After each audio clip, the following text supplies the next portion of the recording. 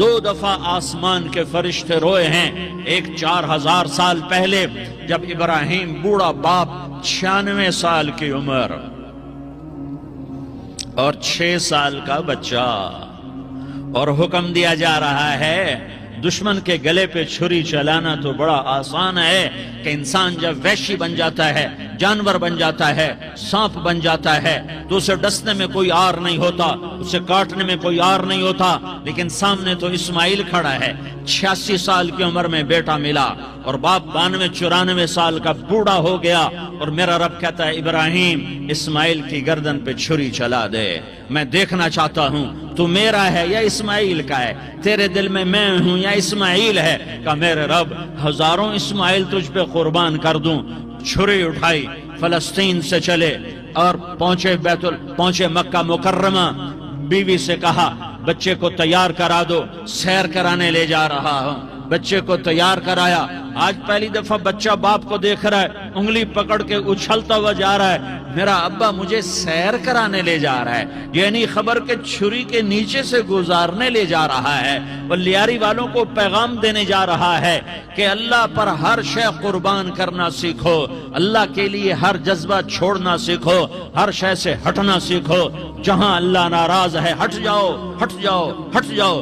ہار نہ پڑے ہار جاؤ، مٹنا پڑے مٹ جاؤ، لٹنا پڑے لٹ جاؤ. دھکے کھانے پڑے کھا لو کھا لو کھا لو. کہ دنیا میں سب سے زیادہ دھکے کھانے والا میرا حبیب محمد مصطفیٰ. مجھے لیاری کا کوئی گھر دکھاؤ جہاں غریب نے پیٹ پہ پتھر باندھا ہو. آؤ میں تمہیں دکھاتا ہوں. میرا نبی مسجد نبوی میں بیٹھا ہوا ہے اور ایک صحابی آتا ہے اور آ کر یوں کپڑا اٹھاتا ہے، کہتا یا رسول اللہ ادھر دیکھو، میں نے پیٹ پہ پتھر باندھا ہوا ہے، بھوک کی وجہ سے میں سیدھا نہیں ہو پا رہا. دو جہان کا سردار، مقام محمود کا مالک، عرش فرش پر جس کے نبوت کے ڈنکے، محمد جس کا نام، احمد جس کا نام، طٰہٰ جس کا نام، یاسین جس کا نام، پیٹ سے پتھر، پیٹ سے کپڑا ہٹاتا ہے اور فرماتا ہے دیکھ میرا صحابی، تیرے پیٹ پر ایک پتھر ہے، میرے پیٹ پہ 2 پتھر بندھے ہوئے ہیں. میرے پیٹ پر 2 پتھر بندھے ہوئے ہیں. ہاں ابراہیم نے چھری نکالی. بیٹا تیرے ذبح کرنے کا حکم ہو چکا ہے. بیٹا کہتا ابا جلدی کر، دیر کیوں کرتا ہے؟ ہاں کہانی سنانی ہے لیاری والوں کو. ایسی اولاد بناؤ، ایسے باپ بنو، اللہ کے امر پر یوں قربان ہونا سیکھو. اور اب معصوم بچے کو حیران ہو کر ابراہیم دیکھتا ہے. بیٹا تجھے پتا ہے میں کیا کہہ رہا ہوں؟ کہاں پتا ہے؟ آپ کہہ رہے ہیں میں ذبح کروں گا تو میں مر جاؤں گا، میں مر جاؤں گا تو مجھے آپ کی جگہ اللہ ملے گا، اللہ آپ سے بہتر ہے. مجھے دنیا کی جگہ جنت ملے گی، جنت دنیا سے بہتر ہے. پھر معصوم بچے کو ماں یاد آ جاتی ہے. پھر کہتا ہاں مجھے اپنی ماں کا غم ضرور ہے، اسے بڑا صدمہ ہوگا میرے مرنے کا. تو اپنا گریبان کھولا اور کرتا اتارا. کہ ابا میں جب مر جاؤں تو یہ کرتا سنبھال لو، یہ میری ماں کو دے دینا، یہ میری نشانی اس کے پاس رہے گی. جب کبھی میں یاد آؤں گا میرا کرتا دیکھ لیا کرے گی، اور تو اپنے کرتے میں مجھے کفن دے کر ادھر ہی دبا دینا، مجھے ادھر مکے نہ لے جانا کہ میری میت کو دیکھ کر میری ماں کو بڑا دکھ ہوگا، مجھے ادھر دبا دینا. ابا میرے ہاتھ باندھ دے، میرے پاؤں باندھ دے، اور لیاری والوں کو پیغام دے دو کہ اللہ پہ یوں قربان ہوا جاتا ہے. تم پیسے پہ لڑے، تم منصب پر لڑے، تم عہدوں پر لڑے، تم ایک دوسرے کے خون کے پیاسے ہوئے. کیا موت مر گئی ہے تمہارے لیے؟ کیا آخرت کو آگ لگ گئی ہے؟ کیا جنت کو آگ لگ گئی ہے؟ کیا جہنم کو بجھا دیا گیا ہے؟ کیا طارق جمیل کے لیے قبر کا ٹکڑا مقرر نہیں ہے؟ کیا اس کی جان کے نکلنے کا وقت مقرر نہیں ہے؟ کیا منکر نکیر میرے پاس آنے والے نہیں ہیں، تمہارے پاس آنے والے نہیں ہیں؟ 96 سال کا بوڑھا باپ بیٹے کے ہاتھ باندھ رہا ہے کسائی کی طرح، جسے بکرے کے ہاتھ پاؤں باندھتا ہے، پاؤں باندھ رہا ہے. پھر بیٹے نے کہا ابا مجھے الٹا لٹانا، سیدھا نہ لٹانا، کہیں تیری نظر پڑے اور تیرا ہاتھ کانپ جائے اور حکم ٹوٹ جائے، مجھے الٹا لٹا دے. وَتَلَّهُ لِلْجَبِينِ، الٹا لٹایا اور اپنا گوڈا ان کی کمر پہ رکھا اور ایسے ان کے سر کے بال پکڑ کر یوں سر اٹھایا.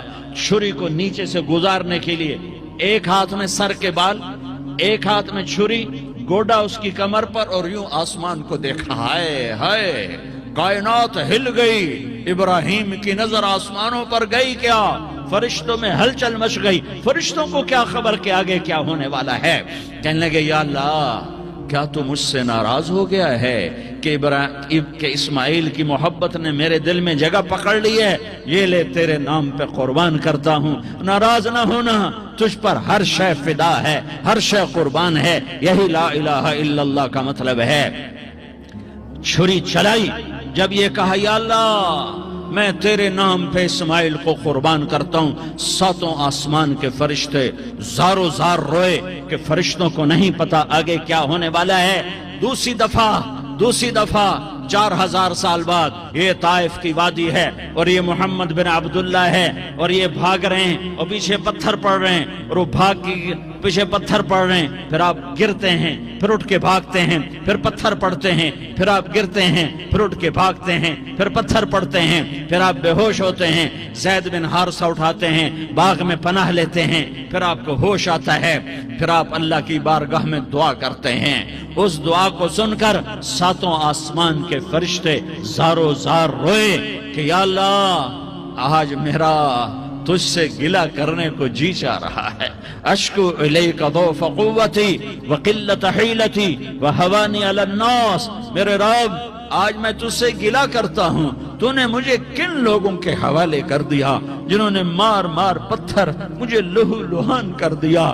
اللہ کی غیرت، اللہ کا غضب حرکت میں آیا، اب فرشتہ اترا، ہاں یا تو میں کیا کہوں، دیکھو اپنے نبی کا معاف کرنا، دیکھو اپنے نبی کا معاف کرنا، دیکھو یہاں تو بیٹا ماں کو معاف کرنے کے لیے تیار نہیں، بھائی کو معاف کرنے کے لیے تیار نہیں۔ فرشتہ پہاڑوں کا آ گیا، یا رسول اللہ اگر آپ اجازت دیں تو ہم دونوں پہاڑوں کے اندر ان کو چکی کے پاٹ کی طرح مسل کے پیس کے کیما بنا دیں اور ان کو ختم کر دیں۔ تو میرے نبی نے فرمایا نہیں، مجھے امید ہے اگر انہوں نے کلمہ نہیں پڑھا تو ان کی نسلوں میں کوئی کلمہ پڑھنے والا آئے گا۔ میں نے معاف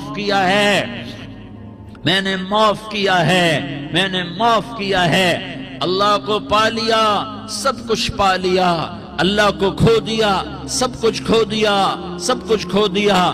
یہ لا الہ الا اللہ کا پیغام ہے، یہ لا الہ الا اللہ کا پیغام ہے، یہ لا الہ الا اللہ کا پیغام ہے کہ مرنے سے پہلے اللہ کو راضی کر جاؤ۔ ہاں حسین نے اللہ کو راضی کیا، یزید نے حکومت کو راضی کیا، اس نے حکومت پالی، وہ حکمران بنا، اس کے خاندان نے حکومت کی اور حکومت اس کی باندھی بنی، اور حسین نے جان دے کر نیزے پہ سر چڑھا دیا۔ کائنات کا افضل ترین خون ایسے پانی کی طرح سستا ہو کے زمین پر بہا۔ ظالم مظلوم کی کہانی کوئی نئی نہیں ہے، پرانی ہے، لیکن میں فقیر کی بات یاد رکھنا، مظلوم کبھی ناکام نہیں ہوتا اور ظالم کبھی کامیاب نہیں ہوتا۔ مظلوم بن جاؤ حسین کے ساتھی بن جاؤ گے، ظالم بنو گے تو یزید کے ساتھی بنو گے۔ محرم میں کیا سارا سال یزید پہ لعنت پڑتی ہے، لیکن ظلم کرنے والا یاد رکھ لے کہ یزید کے ساتھ کھڑا کیا جائے گا۔ یزید کے ساتھ کھڑا ہونا کون پسند کرے گا؟ مظلوم بن جاؤ۔ آل رسول ذبح ہو رہے ہیں، حسین ذبح ہو رہا، کون حسین؟ میرے نبی کا لاڈلا حسین۔ کون حسین؟ میرے نبی کا نواسا حسین۔ کون حسین؟ جس کے ہونٹوں پہ بوسے دیے، جس کے ماتھے کو چوما، جس کی آنکھوں کو چوما، جس کے سینے کو چوما، جس کے ہاتھوں کو چوما، جس کو سینے پہ لٹایا۔ ارے میں تمہیں کیا بتاؤں، گھر میں داخل ہوئے اور اپنے ہاتھ اور پاؤں بھی زمین پہ، گوڑے بھی زمین پہ ٹکا دیے، اور ایسے اپنی کمر کو بیلنس کر کے دونوں بچوں کو اپنی کمر پہ بٹھایا اور کمرے میں چکر لگا رہے ہیں، اور پھر اوپر منہ کر کے کہہ رہے ہیں تمہاری سواری کیسی ہے بھائی؟ بچوں بولو تمہارا اونٹ کیسا ہے؟ ایسے سواروں میں ایک کو زہر دیا، ایک کو نیزے پہ لٹکا دیا، پر اللہ انہوں نے پا لیا، اللہ کو پا لیا، اللہ کو پا لیا، اللہ کو پا لیا، اللہ کو پا لیا تو سب کچھ پا لیا۔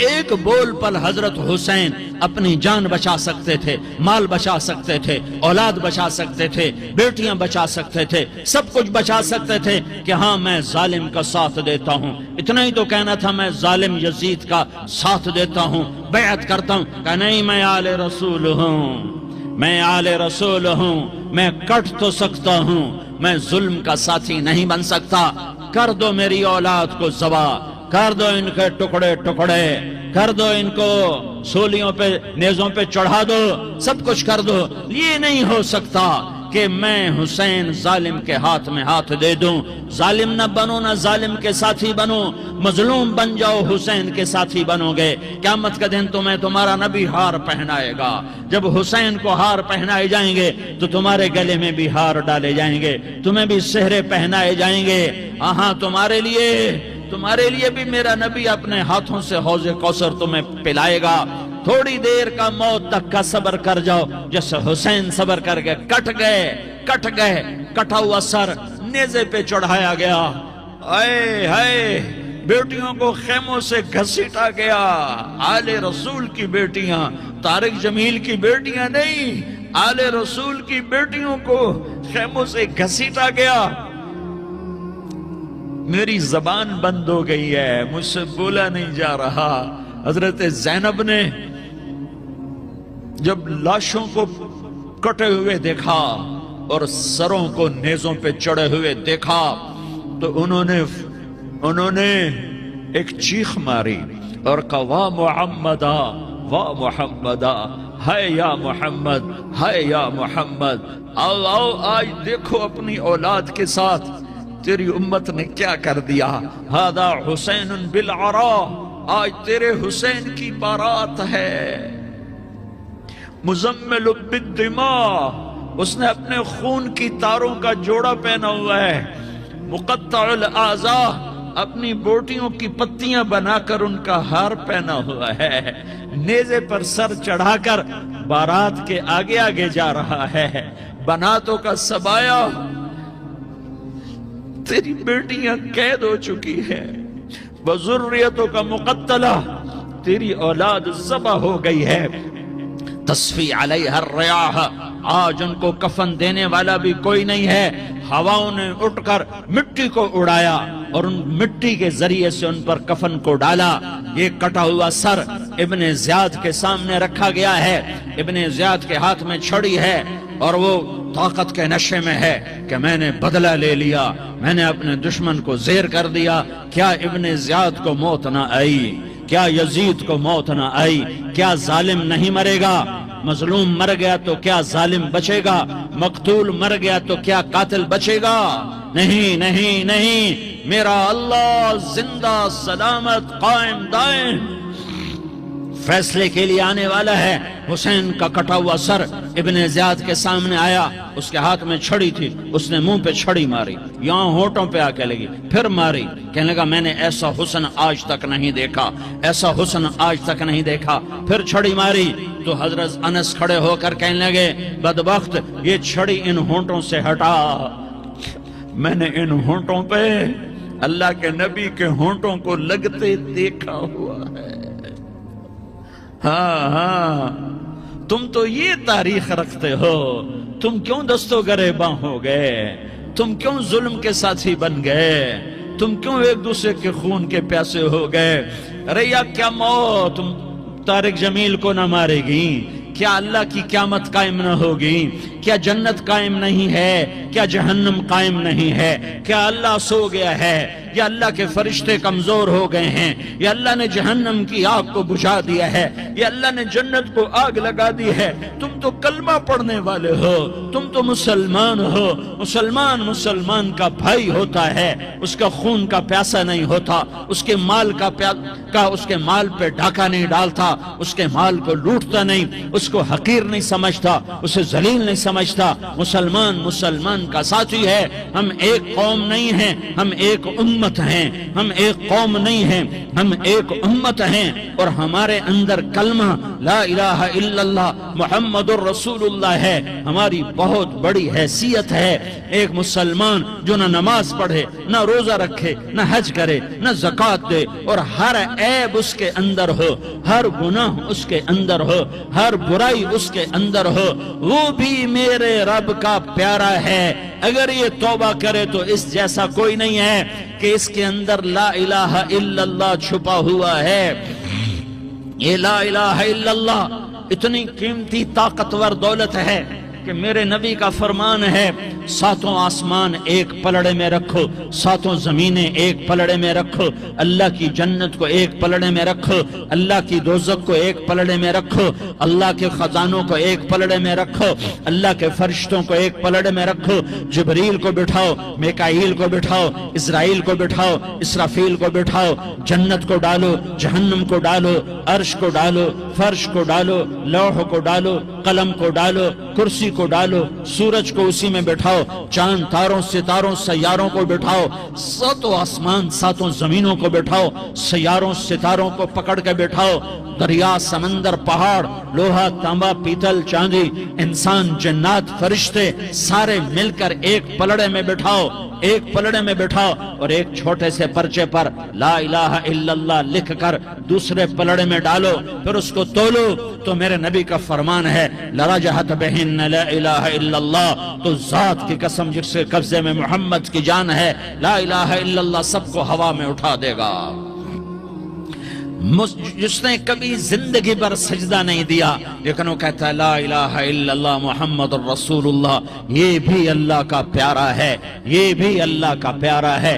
ان تابوا فانا حبیبہم، توبہ کرو تو یہ اللہ کہتا تم میرے محبوب ہو۔ مسلمان کلمہ گو، ہم مسلمان، ہم امت ہیں، امت ہیں، ہمیں ہمارے نبی نے امت بنایا، ہوا سماک المسلمین، ہمارا نام مسلمان رکھا، باقی ہمارے وجعلناکم شعوبا وقبائل لتعارفوا، یہ تعارف کے لیے ہے، یہ بلوچ ہے، یہ پٹھان ہے، یہ پنجابی ہے، یہ سندھی ہے، یہ بروہی ہے، یہ بلتستانی ہے، یہ گلگتی ہے، یہ سرائکی ہے، یہ ہمارے تعارف کے لیے ہیں، ہمارے تعارف کے لیے ہیں، لیکن ہم امت ہیں، یہ عورتیں، یہ مرد، یہ جوان، ہم سب امت ہیں، کل جسد الواحد، ہم ایک جسم کی طرح ہیں۔ ایک مسلمان ساتوں زمین آسمان سے اللہ کو زیادہ محبوب ہے، ایک مسلمان ساتوں زمین آسمان سے زیادہ اللہ کو پیارا ہے۔ نافرمان برداروں کی بات تو فرمان برداروں کی ہے، نافرمانوں کو میرا اللہ، میرا آپ کا اللہ کہتا ہے یا عبادی الذین اسرفوا علی انفسہم لا تقنطوا من رحمت اللہ، اے میرے بندو، قرآن کا لہجہ سنو، اے میرے بندو، اے میرے بندو، کیا پیار ہے، اے میرے بندو، کیا محبت ہے، اے میرے بندو، کیا مٹھاس ہے، اے میرے بندو، کیا شہد بھرا ہوا ہے۔ کون سے بندو؟ نیک متقی، مفتی نعیم جیسے مفتی اور محدث کا محدث مفسر، نہیں نہیں نہیں نہیں نہیں، تبلیغ والے، طارق جمیل جیسے تبلیغ والے، نہیں نہیں نہیں نہیں نہیں، تہجد گزار، نہیں نہیں نہیں نہیں نہیں، نیکوکار، عمرہ کرنے والے، حج کرنے والے، نہیں نہیں نہیں، یا عبادی، یا عبادی، اے میرے بندو، جسے ماں کہتی میرا لال، میرا لال، میرا بچہ، تو اس ماں کے لہجے میں جو ممتا ہے اس کا کوئی ترجمہ کوئی نہیں۔ یا عبادی، اس میں جو محبت اور پیار ہے اس کا کوئی ترجمہ کوئی نہیں۔ اے میرے بندو، اس لہجے میں نہیں، اے میرے بندو، اے میرے بندو، اے میرے میرے میرے، جیسے ماں کہتی میرا لال، میرا بچہ، میرا بیٹا، میرا چاند، تو اس میں کیا محبت ٹپک رہی ہوتی ہے، کیا شہد گھلا ہوتا ہے، اس کا کون ترجمہ کرے؟ تو میرا اللہ کیا کہہ رہا ہے؟ اے میرے بندو، کون سے بندے؟ لیاری کے متقی تہجد گزار، مرد عورت، نہیں نہیں نہیں نہیں نہیں، الذین اسرفوا علی انفسہم، اللہ یوں کہہ رہا ہے اے میرے نافرمان بندو، اے میرے نافرمان بندو، اے میرے میرے میرے اپنا بیٹا نافرمان ہو تو ماں کہتی تو میرا بیٹا نہیں ہے، دور ہو جا میری نظروں سے۔ باپ کہتا ہے تو میرا نطفہ ہی نہیں ہے، میں تجھے عاق کرتا ہوں جائیداد سے۔ اور اللہ کہتا ہے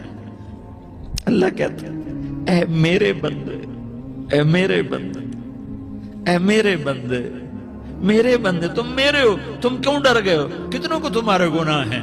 زمین بھر دی ہے، زمین بھر دی ہے، آسمان بھر دیا ہے، آسمان تک تیرے گناہ چلے گئے۔ اور نہیں نہیں نہیں، تھوڑے سے تو تیرے گناہ ہیں۔ لا تقنطوا من رحمت اللہ ان اللہ یغفر الذنوب جميعا، میری رحمت سے مایوس نہ ہو، تم توبہ کرو میں تمہارے سارے گناہ معاف کروں گا۔ تم توبہ کرنے والے بنو، میں تمہارے سارے معاف کروں گا۔ یا عبادی الذین اسرفوا علی انفسہم، اے میرے نافرمان بندو، آ جاؤ مجھے منا لو، مجھے راضی کر لو۔ من تقرب الی تلقیتہ من بعید، تم مجھے راضی کرنے آؤ، میں آگے بڑھ کے تمہارا استقبال کروں گا۔ کوئی ناراض، میں کسی سے ناراض ہو جاؤں، وہ مجھے منانے آئے تو میں اس کا استقبال کروں گا یا منہ موڑ کے بیٹھوں گا اور اسے سلواتیں سناؤں گا، جلی کٹی سناؤں گا؟ میرا رب کہتا ہے لیاری کا جو مجھے راضی کرنے آتا ہے میں آگے بڑھ کے اس کا استقبال کرتا ہوں۔ میں کہتا ہوں آجا میرا بندہ، میں تو کب سے تیرے انتظار میں تھا کہ کب توبہ کرے گا اور میں معاف کروں گا، کب توبہ کرے گا اور میں معاف کروں گا۔ اللہ کو اپنا بناؤ، اس کے در پر جھکنے کے ساتھ ہمارے گناہوں کی حیثیت ہی کوئی نہیں ہے۔ بنی اسرائیل میں ایک آدمی نے 99 قتل کیے، اس کو خیال آیا میں توبہ کروں، ایک عبادت گزار کے پاس گیا اور اس سے پوچھنے لگا میں نے 99 قتل کیے ہیں، میری توبہ ہو سکتی ہے؟ اس نے کہا ہرگز نہیں، تو بڑا ظالم ہے، تیری کوئی توبہ نہیں۔ اس کو غصہ چڑھا، اس نے اسے بھی قتل کر دیا، 100 کر دیے۔ پھر اس کو خیال آیا میں توبہ کروں، تو وہ ایک عالم کے پاس گیا اور اس سے پوچھنے لگا میں نے 100 قتل کیے ہیں، کیا میری توبہ ہو سکتی ہے؟ کہ بیٹا کیوں نہیں ہو سکتی توبہ؟ ہائے ہائے ہائے ہائے ہائے۔ میرا رب ایک مثال دیتا ہے، کہتا میرا بندہ تو اتنے گناہ کر کہ زمین کو بھر دے، اس خلا کو بھر دے، چاند تاروں ستاروں کو بھر دے، اتنے گناہ کر کہ آسمان کی چھت کو لگا دے، زمین سے اٹھا اور آسمان کی چھت کو لگا دے۔ اتنے گناہ کرنے کے بعد صرف ایک دفعہ کہہ دے یا اللہ معافی دے دے تو میں سارے ہی معاف کروں گا، سارے معاف کروں گا، ولا ابالی، اور مجھے کوئی پرواہ نہیں ہوگی۔ انہوں نے کہا بیٹا گناہوں کی معافی تو یقیناً ہے لیکن توبہ کا ہونا ضروری ہے، تیری توبہ پکی ہونے کے لیے یہ ماحول چھوڑنا ضروری ہے۔